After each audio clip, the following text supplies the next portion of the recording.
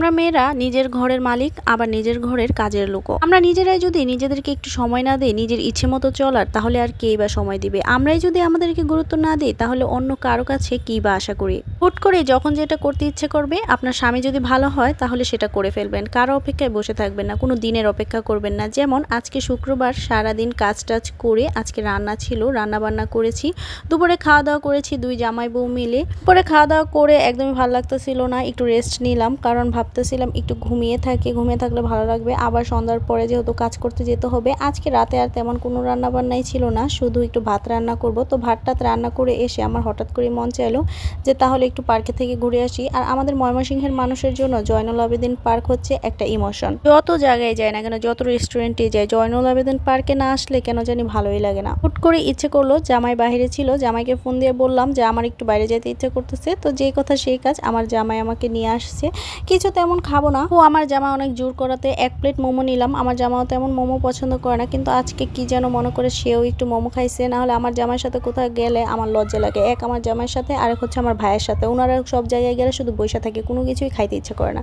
এমনিতে সবসময় আমি পার্কে আসলে মানে যত যাই খাই একটু ফুচকা খাই। তো আমার জামাই বলতেছিল একটু ফুচকা খাও। আর এই যে দেখেন আমি এখানে কি করছি, সবই শর্ট ফালাইয়া দিছি। আর আমার না মেয়োনিজ ভাল লাগে, মানে মোমোর সাথে এই চাটনিটা ভাল লাগে না, এটা কেমন মনে হয় যে ফুচকার টকের মতো। তো যাই হোক, আজকে আর ফুচকা খাই নাই, মোমো খাইছি। তো হালকা পাতলা সব কিছু একটু একটু করে খাইছি। এদিকে প্রথমে হচ্ছে একটু মোমো খাইছি, আমার ছেলেও একটু একটু মোমো খাইতেছিল। আর দেখেন আমার একটা উঠাইতে গিয়ে আমার 12টা বাজিয়ে যেতেছিল। আমার জামাই বকতাছিল, কি ঠিক মতো খাইতে পারো না। আসলে জামাইরা এরকমই, একবার ভালোবাসবো, যখন ভালোবাসবো একেবারে পুরো মনোযোগ করে ভালোবাসবো, আবার যখন বকা দিব তখন মনে হবে এই বেটার থেকে খারাপ আর কোনো লুকই নাই। মোমো টোমো খায়া তারপরে আমার জামাই বলতেছিল এখন চলো একটু হাইটে আসি, আর অন্য কি খাবা? তো আমি বললাম আমার অন্য তেমন কিছু খাইতে ইচ্ছা করতেছিল না।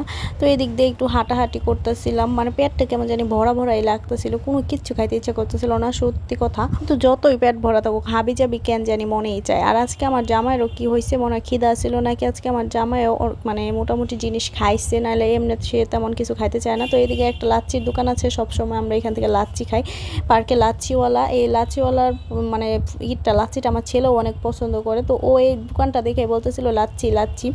তো আমার জামাই গিয়ে জিজ্ঞেস করলো, তো ওনারা বললো যে একটু আধা ঘন্টার মতো সময় লাগবে। তো এদিকে আমরা আবার আইসা এখানে ফুড কোর্টে বসছি। আর আমার ছেলে এখানে বসবো না, ওই যে ফুড কোর্টে ঢোকার সময় যে ওইখানে যে চিপস চকলেট ওইগুলো দেখা ও পাগল হয়ে যেতেছিল, ওইগুলো কিনবো। ওই যে ওর বাবা ওরা একটা চকলেট কিনা দিছে, বাচ্চাদের চকলেট দেওয়াই ভুল, কিন্তু কি করবো মানে না। তো ও নিজেই হাইটা হাইটা চলে যাবো গা। তো ওর বাবারে বললাম তাহলে একটা চকলেট কিনা দাও, এই চকলেট দিয়ে আর কি সব মাখাইবো, দুনিয়াদারে আন্দার করবো।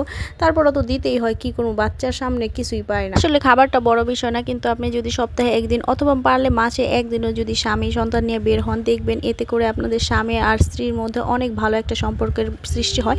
আর আমি মনে করি স্বামী স্ত্রীর মধ্যে কোয়ালিটি টাইম স্পেন্ড করা উচিত। পুরুষরা বউদের মূল্য দিতে চায় না, কিন্তু আসলে একটা মেয়েরা কি চায়, আপনি যদি সপ্তাহে একদিন অথবা মাসে একদিন পারলে বউকে নিয়ে একটু বের হলেন, তার পিছনে 100 টাকা অন্তত খরচ করেন, দেখবেন সে অনেক বেশি হাজার গুণ খুশি হয়ে যাবে।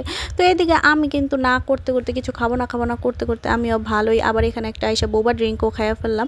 আবার যাওয়ার সময় আমি ঝালমুড়িও খামো। ভাই কি বলবো, আমি খাবো না আমার পেট ভরা, কিন্তু তারপরেও আমি ঠিকই খাইতেছি। বুঝে নালা কত বড় রাক্ষস আমি। এই তো হালকা ঘোরাঘুরি দিয়ে আমাদের আজকে শুক্রবারটা শেষ হলো। তো সবাই সুস্থ থাকবেন, ভালো থাকবেন, আর আমাদের জন্য অনেক বেশি দোয়া করবেন। আর আমার ভিডিওটা ভালো লাগলে আমার পেজটাকে লাইক, ফলো, শেয়ার করে দিবেন। আল্লাহ হাফেজ।